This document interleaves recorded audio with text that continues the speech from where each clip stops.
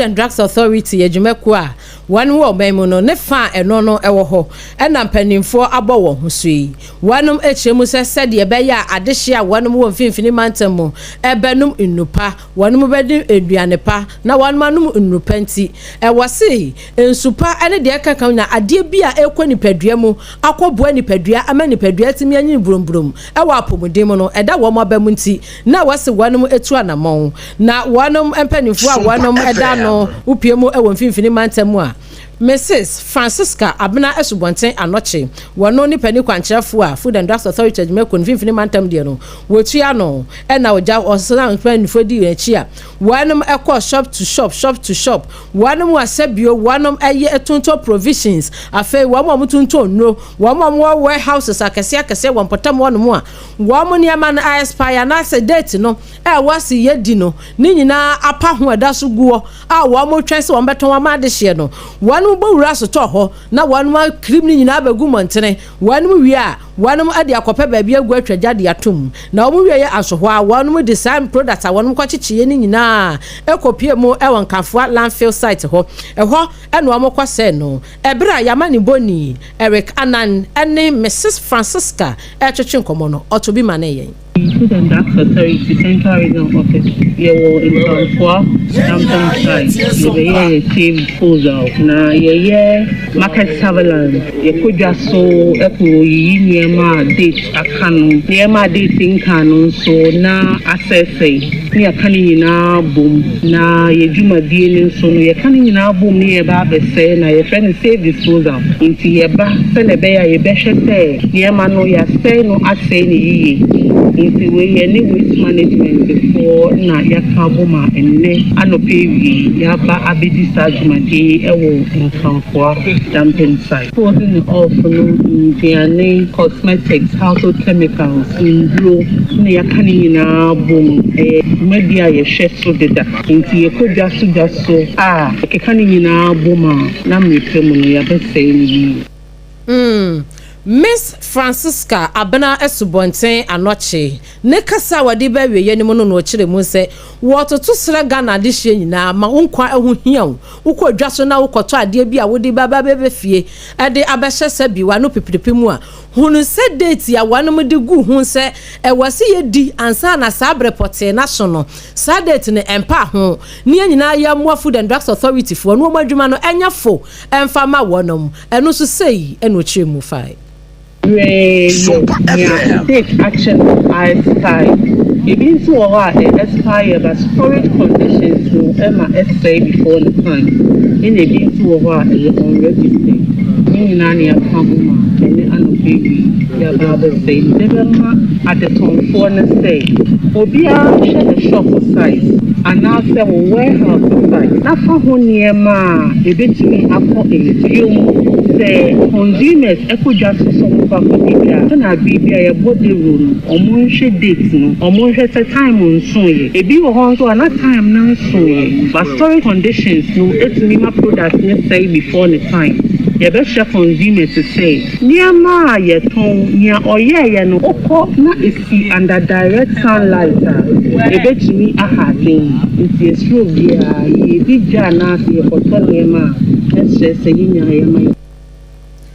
Miss Francisca Abena Esubonten Anoche eyopani kwankyerefo Food and Drugs Authority ne fe no wonfimfini mantamu wotua wa no na wamode exercise hihye so yamani boni Eric Anan eto nsemi esomye yetoa ensem ne so wonfimfini mantamu ho na twifo abodom kro ba ko twifo atimokwa mansine no emu wonfimfini mantamu ho na manfo ho na yekase wo mo kire se ade bi koso mo mpotam ho ensuo ba ko pe osene ya ehwe ewom wo mpotam ho no be se mfie petepe nie enoa no wom foso ya wom de ombi bia nanso wom behwe a galamsefo na ahyase ate agumu a wom ese osene ama sese kura de eno ba yempo wo munya bie no mo de apete so na nkam kyese wo munya bi kura nom de bia ya aduane wo manfo we wotwifo abodom ene yense ntwerefo na se ma ne bofo won potem ho ebo nkomo emom de sei eto onim amisen kan kura ase kura me ba ha be 50 years ni osene amisen de bia ma me da but na say de insuna se kura me wa enfia de oso oba abrewa no kam se fo abese nsuo no ne nya bimpo nsa ene eda nya bia na oba abrewa te sami nya bia to aduan anu aduane osedi adi bia wa tan so minister me kwato enti me ba pa bo chopi aba o mahwe no o sisi wo mu nsuo o ma se ne peto ye de begu no ba so kura ye nya bi ibi de be se kura de boy kokon so ye nya bi enti esra ba ne so o ma no ma boy oko nsuo no mu sisi a yo ma ye no wo wele be ko nsuo sem ne de enye kura se de galamsey fo no aye nsuo sem ho a ekoye adwuma ye topi ota ene ye de ko ekoye adwuma yenye nsuo ni bi nsannom yensuo ba ko pe a yenim no osene ya wada ha hundreds of years me kra meja 65 years ye digu ye no ba yeso e wo fom yentumi ensa enti wo sene de se abaya ma mehwe a meboaye ni ampam kofo na mfiri nsuo no ho a e bia ye abaya no empese obete no obete wan hwe yi abaya no ni empese obete no eno no obete we yo manfo ni be wetwifo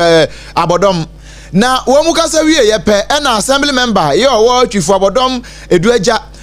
no eye onimnyamfo Elvis intinkran wono nso ejina simpie so eno ode we eto yanim ye ne assembly members tie ye ho se aban ajapade aban nwuma a ye ne be hwese ebeko yi ana se ebebo ho ban eno nti ye hu ogbone yefo bi a etisa wo ye area quickly no we should notify the DC or the police said the be ye nyina be ka bom na ma yetumi a fight na ye manfo nso omo ho ato mo fi se ya aban ajapade se kwan ne ye school a ya se de no se ye betu ehwo anamo nsu asema ye kan se ya se de nso se ebehwe se amanfo benya nsu ano ene mre ehia sika bebre ansa na yetubo ho baako ye bo ho no kura no betu nkura na ase no ye bu pressure akoso kakra obo se asai na afi amanfo no ewo pede eno nti nyame adoma nananom abosa nsu osene eho ban enye me assembly member ene bre so na mebema ho kwan me ne illegal miners abekambom na ya se nsu no nti ye ne de ya kan ho ntemse ye mma kwan e masanwe mam enkoso nya de a ebema kwan amasa abonefo sem sei akoswo we eye honorable Elvis intinkran assembly member ye wotwifo abodom eduaja wono ene kasa aye na ni nyina mu no ya mana nso ho a ye bopini aban krache pani ye wotwifo atemokwa mansin munyanfo Isaac Yosen e ma na kire se no kure report no watete bi na watete ye nso a washa assembly members won potam won so mo fo into form na wo kire mu sei e kire yen ansem na ba bedu manim na mete ya nso me anso me ko sini ho e ko hwe se no kure ba ne wo me ko na nam so e ma me bo ma assembly members minu a e wo stretch of the stream no omo monitor na omo monitor no wo hwe bebi nso ni fi a the source no efi western region district a ye friend no wasa east di ma this dia me say nuanum ye mpenifo e wo ye communities mo say nuanum ba so be ye adwuma yes mi so mo krata no mo assembly na assembly mi so mo ni o ba ko mienu miensa se enso ni a ye mo nkonko ye adwuma ye mo ma ko hu EPF ye mo ko hu mineral commission fo o mo makun ansa na o be ye adwuma ma ye ntimesre enso na osene so na eni say ye no ene ma no mo pa minimum ni o wasa is etu anamon MC enne ye nya dia danse ye pamo anuanom no enso ni atemwan ono abuse nso na ni ate wan abusia join ne we Facebook no nso na ni ate wan no na behwe bi we ye honorable Isaac Yosen twifo atimokwa aban krache pani na nso no se ni ate wan no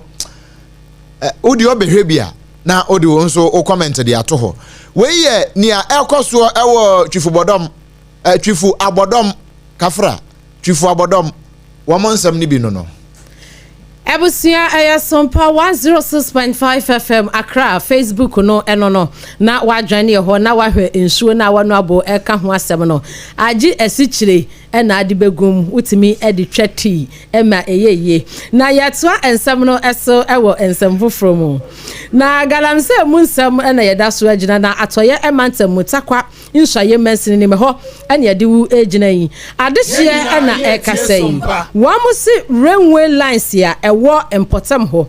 Western Railway Corridor one which dem say ewo bonsawe eho enewo na abusia so Facebook ne so a wamu edi railway lines na asie nyina na sese ekonkon ho na adehye ne se de aye ne de we akato ne bro abawi ase na abia bosume ba kwa chi mpanifo beba na omehu lines ba akokora eho no musi na nsem wo kra de na nka ye kakra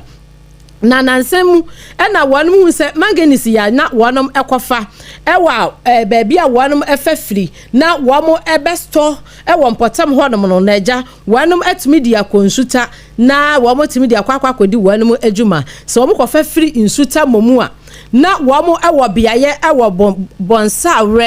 bonsare ehwa no mo no mutimi edi beguo na ebreso se wose wo mo edi kopie mo ewo chakrade habo wo ma ba be fa de akono na san ni nyina bi ma enti e kamea ye se enwuma eno no ekoso hyew anasa wano no ewo bonsare ho no bibia esizi enumu ana adehye ni nkire mu se wo mo susu se sesi no se enka ekofa manganese ba ebe pie mu bonsare biaye emo mo be kora ne kakra firi nsuta wo mo kofa ba mo be kora ne kakra na ebreso a wo mo de akono na kwan no na so ye busy pa enu nti na ebia wanum ntwitwa ne sansan ke enim se railway lines ne de amanfo ayi ni nyina di kwa wi ase yesi akwana ne kora de aba ye foforo brand new de ama ye kora ye hu hwe enti ne sabre na adwuma no ekoso wo bonsawre ho ne de na ye na nansan ya no na season nti galamsefo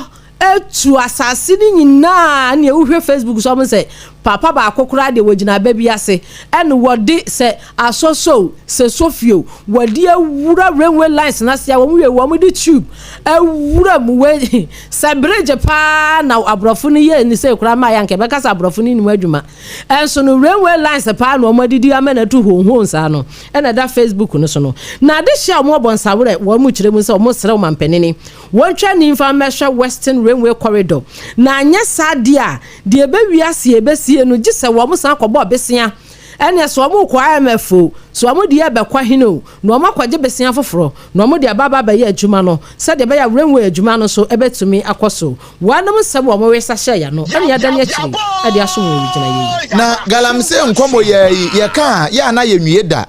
sanse mpani se aboa no wabutu nua so a kasa sode ye so enkasa sode ne so sanse ofiri ne so a wode ba wo so na no ena nam so e ma okopie mu e University of Education Winneba pani ba ko a wo toxicologist e ba no eniema a eye wuduro ene niema a ekoni padua mu a eye so harmful e ma ni padua no a wasua ho ade bo ho ade pa wono na e kasa wo se sa ma akuri ene hard metal no a abefrafra ye nsuwa ene ye nuane a na no krampo agbegorosi diakesie mu wo mu etonton atosode ese enya no kre wo hwe ani e wo hu no hwe no abefrafra ye a na no krampo doctor maima Arab ebe kan se ade no wo mfa wani hu no nanso ekoni padua no mu a kidney failure ene sa ne ma ne nyina no wan hwe ye krampo a na da chi bia nkwa nsan fa ma no ebenya ho nsunsanso kase pa no eno na pani ka se sa ade no ekọ ni padua mu ko se kura ko ni padua mu a ade a ebetimi adi udem pa na wo kire mu sei. The first one is that there is what we refer to as the single hit model of carcinogenesis. Now, the core principle is that a single molecular hit to a DNA from a genotoxic agent can initiate cancer. Okay, a single exposure. So exposure, therefore, is directly proportional to the dose with a non-zero threshold. The second point is that arsenic binds to sulfhydryl groups and substitutes phosphates in the DNA. That's because arsenic and phosphorus have similar chemical properties. So that is where it begins to attack. It induces oxidative stress. For example, some DNA strands can break. There are different form of that breakages or mutation that can occur. And so when it happens on a gene suppressor, for example, TP53 or KRAS, then it can easily escalate into a permanent mutation. It can easily escalate into a permanent mutation. We adokota fo ne science fo ne brofo no sa no Dr. Sistos mo ene Dr. Sly mo ena fe Dr. Blessed Foster no no wo mo te sa brofo ya se pa no wo mo che se ehu emani pa nkwa se ye nya galamse no ene ho ade yo no a anhwe yi a wo man no ye be hye we Dr. Ekpo Anyam eka wono ene kasa yi Youth Employment Agency yetwa wonti afa won waye adwumako no wopani a wono wɔyɛ chief executive officer ɛyɛ Owura Malik Basentale ɛna wɔne ne mpanimfoɔ ɛkɔhyia adwumaku a wɔn ɛde Zako company na wɔn de wɔn nsa ahyɛ ntiase apamse ntuwe no wɔn akɔsan broni bɛka memorandum of understanding ne nyinaa ne sɛ wɔn ɛde wɔn ho ɛntam kwakɔbom na ɛtumi aboa adwumaku no ama ɛmabunu no so ɛtumi ɛnya bia yɛ n'agya nkakra wɔ mɛyi nso yɛsi kasam no ɛtumi ɛgyina yi na adwumadie n'aseɛ no ɛno ne nyafo Malik Basentale ɛkasa no wɔkyerɛ mu sɛ sɛdeɛ ɛbɛyɛ a adwumaku anaasɛ ankrankra nnwumaku a wɔn wɔ mɛyi mu no wɔn so betumi atintim na wɔn ayɛ adwuma ne yie na wɔn atumi afa mabunu pii na ɛwɔ nnwumaku mu na aban so ɛho ahenhan no na nkɔyɛ sɛ bibia na yɛsu kogu aban so ɛne yɛpɛnwuma yo ɛno nti ɛna wɔn ekotu saa na monya sabram no kasa yi wɔn ɛde wɔn nsa ahyɛ ntiaseɛ apamase. You see them use firewood. The days of firewood should be over. Where do the firewood come from? Are they not trees? And so anytime you see them using firewood to set fire, you should know that it is our trees that have been brought down to create those firewoods. And so Galamsey is rampant, but we must also tackle other forms of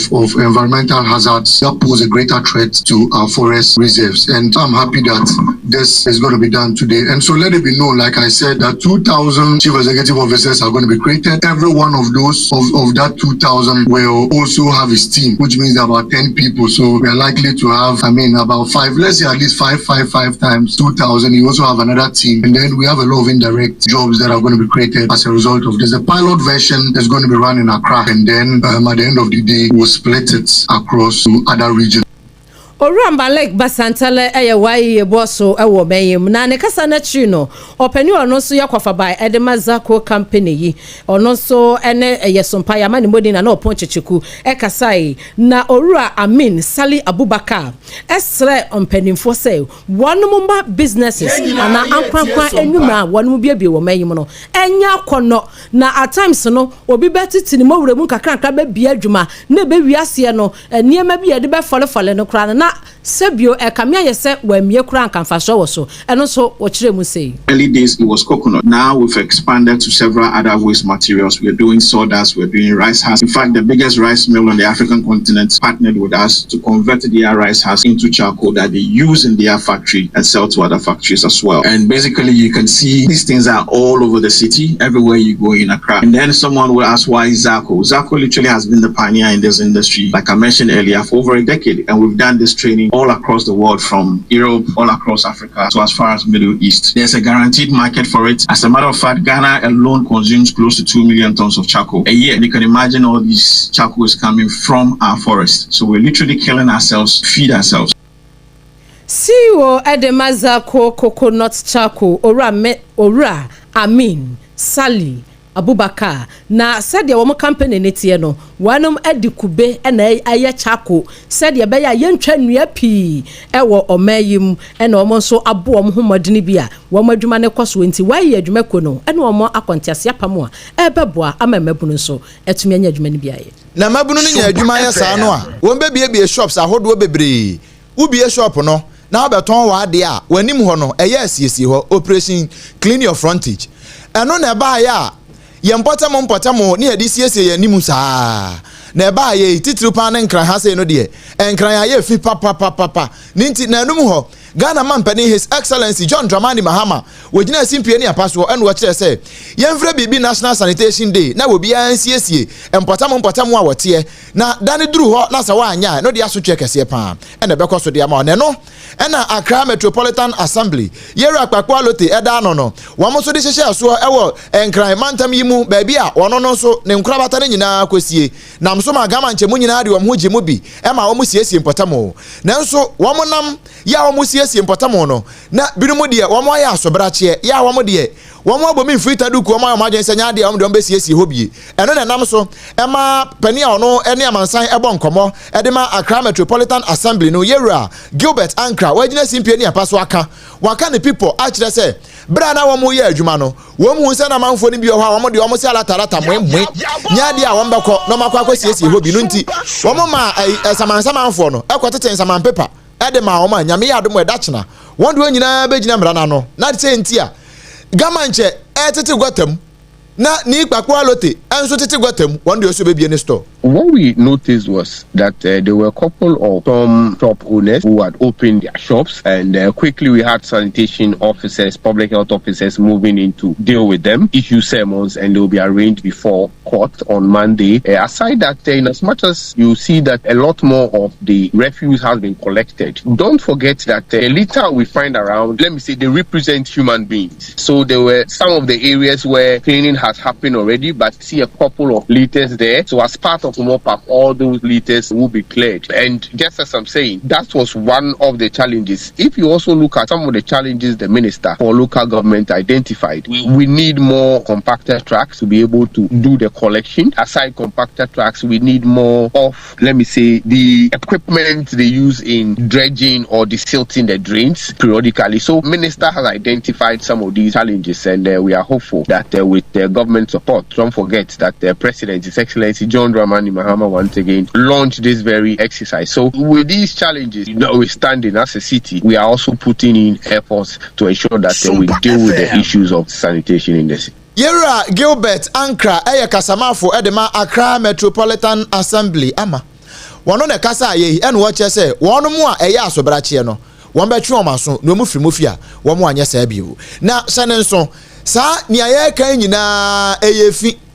efi nso no ede yade na eba yade ne ba ekotena mojanum no adura ebetimi ahohoro mu ede amawo a ono no oye disinfections woye decongestion exercise ewo nipadua no mu no 2074 na nanom tete dido na womonom na womode tete ye free yan ponte mera so besi nde no no ani aye na abefo abake beka wase we nya nwono mo amompa adunum no we nya nwono na waka se me de mempa adu a nwono ubetimi anom na emom hya nso se nya mo apemfo ba ma akoda nufo na akoda wonya mfinhia dumie no wodi na akwa hepatitis B anase kidney failure ana kidney infections bia ukomu liver infections prostate issues bia onamu no wo homi ana wo kasa na nkaboni de akire wutimu na ayekuro mepacho ubehia 2074 osa yefunkuro ena wo so waba wubu nsa ote ya opa ewemu 2074 ne beboa wo wodi na akwa se ewa ayensamawa asthma na wo so anase wo bota ahyehye pa wo nase ni wani mahonhon anase atatae wo hia 2074 eno na betimi aboa wo FDA ayehwema gye atum se onum 2074 saa hawo yi nyina no eyi free ho so no achi no ne ye wa akire bonus eno ye sanso ye immune booster e boost immune system no de amawo na afi nipadua na timi agyan na so kama pa enya na e wo pharmacy ne herbal shops nyina mu wo pedodo na watu aton a okan si drug lane odu a stores na abu akwa afa ho nyina no ubenya bi ato e wo ho afi Kumasen so Ashtown Kolina Keba yakutwie guo se chapo udu ha benya biato 0246 073 492 eno ye 0246 073 498 ena 0501 628 931 na onempani abonkomo ewo ho na yawodu upe ene dodo bi ewo hia no wa mo etimi ede asomwo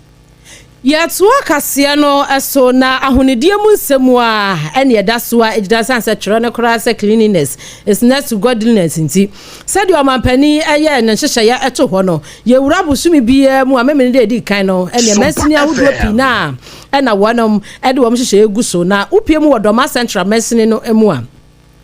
empanifo a wan mo ho wo mo se de wo mo mpese ena sei echina sei ade eche ade esa na wo mo si montene so empanifo a sabio wo mo animu aduro wo mo animu anyam na wo mo sadagatam ni atitim na sabio mena wo yesode a na eniema ani kwanse atugu montene eni gatam ni atugum entini wo ma security force eno no wo mo baba beboa ama ahonidie mapavdo ma central timi afantam pe frankanka do man nkuru na empanifo sei kane no no mu obi ho na emom wo manyinyini we akwaya sezum la yodwumakuo no na no ne de tax force a upiemu e wodo ma central mesini ni mu a wo mo be enforce am wadi huni upe umpo ye enforce wo ubedi huni compulsory by force nyasam ketwa sasa ontimi nya fi hu potam osa na de bia mpanimfo yeso ade hia anko akọ adwane enti na de bia mpanimfo hye wala nti boot a hye reflector ahya chechede ache no ma betete no aye de agum enti tax force no wo mo be kọ fie bia mu potam wani huni anka ne samansama ye be chew opani a wono ye mansini aban krache wo potam onunya for Dominic Adoma Ameyawo eno sompa ya mani boni edinkomo Doma Central Municipal Assembly on a member of parliament for Doma Central ayo de munya for John Kwame Aduja and make coordinating director and assembly for nyina and officially yaji matum sese no mo no mo ye Doma Central Municipal Assembly Sanitation Task Force mo nko mo adwuma ye de aseda kese pa ne be mamo se e ba se ye pedipa aduasa ne ye de be ahye asia as Sanitation Task Force na mo be boa ma osagefo osia de Dr. President Mombodo Tosumienu na prapra adwuma fa to no so fiensie die ya be akra me fa to me so as a volunteer ambassador ya ka ho asema nipa bi ni ba badwe se be ya so bra chenti benjai no mo pe se wo betima aboa me ama ye no osagefo ne Ghana mampanyini yakosa akon wei na adwuma na mo ba ye no ordine mo fa entumutim mo nyina mo ye domafo enti anya hwe no wo fa wo so wo maame onua bi ti ba bi adwuma no ma utimi nya dene utimi anya dene wo ntimi nya firi se wanwi a wo bekọ no nipa wo samana no so onye obusuani a ebi kura hwe na wo beka se ho nya skani ntua ene nya wo wasem odi adi se ya amfa mranya adwuma na amfa buo ama osagefo ho ne Ghana mampanyini ti no fa so tin se omu osagefo fa so tin se omu Ghana mampanyini anam saso nti no samana no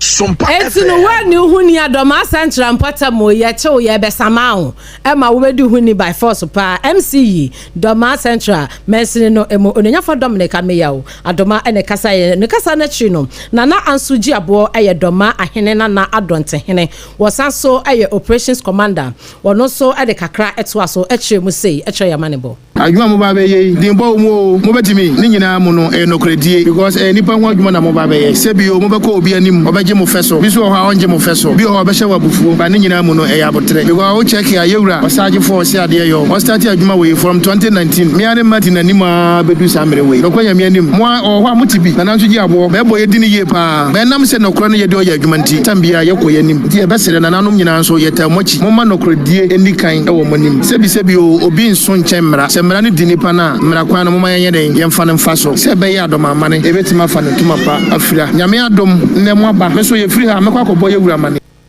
Nana ansuji abo eye Doma ahene na adonten wono ene operation commander e wo task force ayate ayede baba di ehuni e wo Doma Central Portamono no kwakramu no wamu ayatete wamu nipa duasa wanum ebewurawura fie ahya adehia mu omadi wamu huni no wamu so edi nsem sei etudwa yebeda municipal assembly ase MC NMP agbaefo a omutwia Doma assembly ano se omuso anya pepa se Doma asesie hu dwumaje da omakoma so mayi ense yeso ye meboa ntia dobo nyina nanum hye wombo se yeso ye beye se de ebeya ahonedie beba de besense de esese omoye emadwumaje no so awie peye bia so no omonye fa amwa na so omoye ne sa so a yeso be hu se yeso ye de yetu ehu asise ebeye no ye be e de animonyan hye aba o adwuma ne de ebeye because ano ne kan se Doma man na eye clean na beboa ye o bible kra ka se cleanliness is next to godliness ntia konya we amode amana ye be ama bibia ye fe pepe baja na ye betime aye fi de onya fi onya de pa binin so ba so odene na no ye no bebre bani so nti ye wo pepa ye be boa na so ama na ye no crepa juma na de ya ye nim ye papa no ma no mu dada ye nim se o mo no mo take care of sanitation na ye din mo enso so ya ji ato ye ho so se ye be hwe ma hu ni dia ba do mama de be boy ye ho modin se ye be ye adwuma so na adwuma pa ma do mama efi de anya efit mi chi ni padua kora ni padua ni nyini da enti no efi enye Doma Central Medicine mi ate efi task force ya beboa amamadi mu huni na wanu akaseye amani boy kwaku mesa brampa yamani boni ene tosome se wani huni na onya malaria me kira wo kwan pa bi fa so unya wie se ekimwadi huni tabe ya malaria no unya bio eye time herbal mixture se unya time herbal mixture na ono no mu a ugina se kinkin time herbal mixture no eye dupa kenji herbal wode aba na se wunya bi nonom a wo malaria chew ebo ne bongarat wo wanumu aton untimi nidie wo waposo na waposo twetwon obi tu ho se mentai nyare bat me ho enhyeda mfa me saa uhia time herbal mixture eno betimi aboa wo na yi saa wo ha wo nyina e de afiri ho so wo wie pe san di ho ni na emoa wo pan san se ahonidie eboa malaria ne ye nete eni ti ne ye de time herbal mixture aba se be ye beboa yen ne ye tu malaria ase afei ojonso a oti yawo ewo mu obre ansa na wajonso afei obi ho a utimi se jonso no wajonso awienso bi akam waya ema uhia time HH mixture ene the capsules eye drontafo eye anonom bi na emoa wo pa afei wo ba ana ba ma wahemfie ho no niema nkoyie wo utimi se ensansan bia begugu wahemfie ho Unya time HH mixture and the capsules no na no watimi adi aboa bibia abekọ ye di amawa eye kama pa wonu no ma eyi sa ha we nyina de afiri ho no na esanso siesio e ma wo mpamu agudie no ne ma nyina atimi adada na kwa mu kama e di amawo se bia na wo pe bia tu aton eye afo ne kirem e wo Abidjan Brom ana afra yen wo numbers yi so 0244 417 669 0244 417 669 na oni yen abonko mo hyane nso enye mo pemfo ba wa ma akoda nufo na akoda wo nya mfinhia dumienu enye na nso pharmacy ne ba shops nyina mu ba bia adu a obenya bia to na bia atumi aye fine ya den sam ne kwa akopie mu e wo amanone na wa amanone nsem mu no enrada empo ene ye bo wo kase se ukopie mu e wo Israel wonom ne Palestinian fo entokwa no a se de asumdua ba ye enra kra no Donald Trump me wafa wono a gina simpie ni apaso frɛ osompa video call ade to ya nim se no kure ni nyame anim ni asumdua ba pa ya oda amama hodo no nyina bo aye e ma asumdua ni ba ye no oda wono ase san se wono mu ana wo mo akoye se ya fo mu domum e wo sa entokwa yi mu enam so e ma Israelfo e ne Palestinianfo e kontokwa dendenden no empanifo nyina ya krado se obi a begya wo mo amafam domum no na obi a kɔde mamu san se eno ena akwa bone of contention enam so e ma ntokwa yi aba na eno na Israel Prime Minister Benjamin Netanyahu wadina no atumbi na eno ya wono so ejina simpie ni apaso ya wo kasa nti abusia sa wodwan ne yen e wo Facebook no so a Sompa 106.5 FM Accra ubehunu se Benjamin Netanyahu microphone si na nim tenten ya wo kasa wo kire se enche bia wono so wono mu a wo ma form no mum e wo Israel no obegya wo nyina sane Palestinian fo no ayase wo begya wo ma aka nyina mo ma ba no kure wo ma ya krado so wo begya na afi ntokwa no eto atimi atwa na nsa na mpo no wo kire se enim ho na no fiada no ne wadi kan akasa a kire se wono de asumdwe no ohia se be ye gidigidi se be ye boko ne ohia ne se ne ma ya akodi Palestinian ye begya won amo ya ba ne nti akoba ne se no de wo ka de ato se ne ye de asumdwe be bia ne America fo ahyehye ye de asumdwe ba 20-point peace plan ya omo aye no wono ogina mu tintiman pa afei wo manfo bi so kasa se Benjamin Netanyahu na nkasa no as wo mo nhyada nyene ni sanse ayete se kwakwa na nsi adeche wo ma baako no wode mienu so oje wo ma baako no wode nifa no eje wa ha anhwe yepe wo munye gya wo mse ekim wo beto bomb last one e de akwa akogu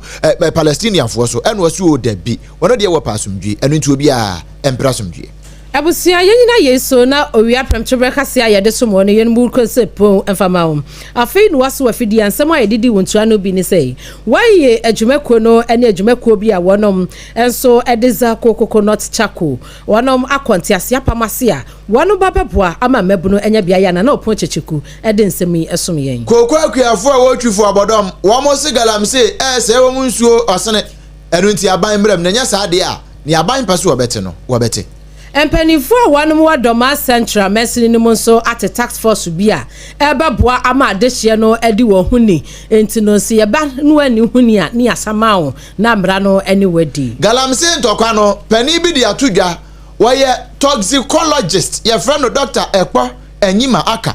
osi se ne ehu no sa nronro no ba kokora kwa widie mu a asemara twom eno ho nsem kakra ewo ha sanso ene yekotefa so ewo Israel wo mo Prime Minister Benjamin Netanyahu wono na ekase wo se ne yede asumdwe beba eno a ene wo pre se ne yebe ya wo nyina so ebedadin ensam no na ahodo bebre eka we no mo ho ene yede eba besom wo promasido of adawroma wo mo de yamvita ede abeta ya chikama akwada no wanya mfinhia no anase bosumi ensia ede kro wo hyase e ma na aduane na wamfa womo yamvita ni bi amfa amano a ne FDA fo ahwemaji atum se no na papa no a ubetim dia makora na wanya nuane no ahodo bebre ye ewomu we no 16 essential vitamins and minerals ewomu a zinc ewomu iron wom na calcium wo menkoda no nyine yie no wo mpom ye dendenden no wamfa no bi anka ho amano a eya na enkoyie kura yamvita promasido of wodi aba ya enye na enso e wo shops ahodo nyina mu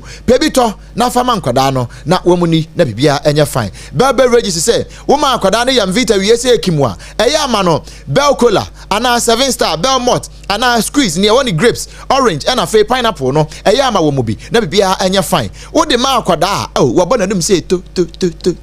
na bibia timi aye fine enkwada pe empeni ne pe eya ma wombi ensuo ya ode ma akoda ne ade hye akoda na se no sanya bela kwa ne aka ne nyina no wan hwe ye na akoda keto ama ne cholera me pa chopa uhia bela kwa nsuo no eno na betimi aboa na abusua ne nyina so no nom ensu papa ne bi na eno atimi aboa ma matimi anyi promprom na bibia atimi aye fine multiple questions say bia na wo si wo dan no ana wasi mpa wie wa your windows no doors installations no na nso ne obeye ma wo no wa anye ne yie wa ma sei ase nyina kwa ese gata asema ho na da ase me pa cho from multiple questions no me na kama enfamo afa open glazing doors solutions ni nyina frame doors na glass balustrade ni nyina curtain wall installations wo me na kama afa e ba no metal rolling gate burglar proofing gate automation electric fencing garage door security doors ni nyina no wo mo na ye ho ade e wo Ghana ha ba bia wo mo wo Eastla trade fair chi hono a e wo chado afa ebia na wudi djuma bi open your friend is platform ni bia na stage no na wabo bi kama sane Sompa obi bus ye base no a ni ye kukuru ye studio ne ba bia ya ne ye tena no wo mo adawro ma multiple quest eno nti kanashifo event grounds wo ye gina mu market wo wo mo na de ye ba eno nti ya na mo so mo no mo di kaso bomu ji wo mo numbers no tew 0544 066 666 0544 066 666 na woni won abo enkomo o messages kakra ya wodi afa Facebook ne so no ma yankin kan ne taw emfa emaw Hajia special local foods aduane papa nyina afie ne Sunday ye fira so de aba ye bekwa akopa mutu okokonte banku fufuo bi adi na ye kwa Hajia special local foods e no wo hacho atomic kwan ne so no a transition chen ho ba bi a wo nsuofo ne wo no washing bay ho no emfinfin ho no wan gobutuo me patro je numbers no se bia na wontimi nkwa no afre ne de aduane abrɛw 0246 395 0246 359921 0246 359921 na fe oni yen abo enkomo o messages ne kakra nie na akua mo aboaten edi free Ablekuma Central o say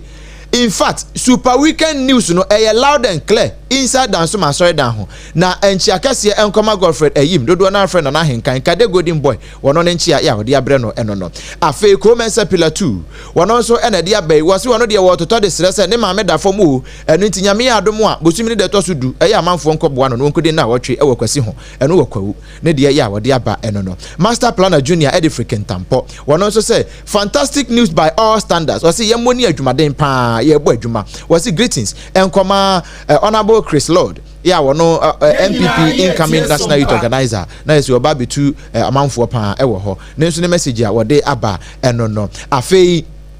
engineer Shamaba or say 1 week in politics is a lot of time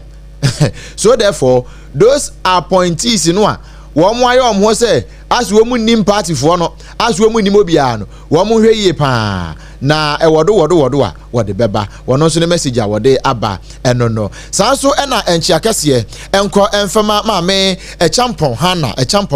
ya won kokko wono so wone une manu wo mu nyina tie edi free tudu dwom edwakese mu ho ya wo mu twa makukase pa ton wo ho anya asem kuma anenti ono so ye chia ne yie pa shane nso sekase yi etwa ne ho Fred